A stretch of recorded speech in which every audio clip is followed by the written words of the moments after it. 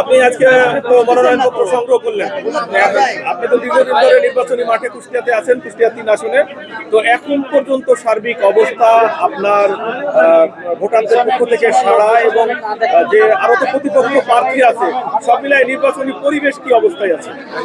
আলহামদুলিল্লাহ, আমরা অনেক দিন ধরে মাঠে আছি, আপনারা জানেন।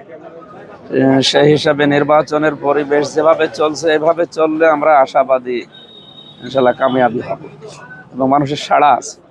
আমাদের এই 2টা থানায় আমি কম বেশি প্রায় ডোর গিয়েছি, ডোর টু ডোর। মানুষের যেভাবে স্বতঃস্ফূর্ত সাড়া পেয়েছি, আলহামদুলিল্লাহ আমরা আশা করছি বিপুল ভোটে বিজয় হবে।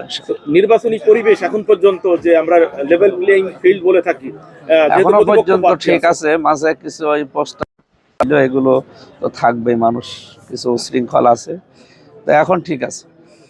এখন 22শে জানুয়ারির পর থেকে যেহেতু আবার কার্যক্রম আরম্ভ হবে, এখন তো সব স্থগিত। আশা করছি উৎসব মুখর পরিবেশে নির্বাচন। আচ্ছা, বিভিন্ন